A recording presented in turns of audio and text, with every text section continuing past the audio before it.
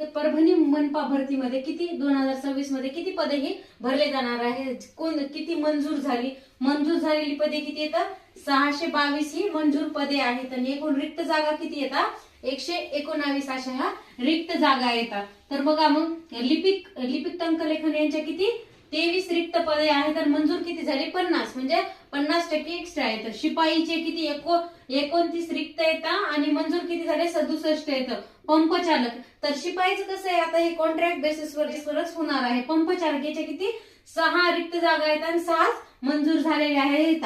सुरक्षा अधिकारीचे किती जागा आहेत, रिक्त जागा एकच आहे आणि मंजूर पण एकच झालेली आहे. विधी अधिकारी याच्या किती 1 जागा आहेत आणि मंजूर किती एकच झालेले आहे.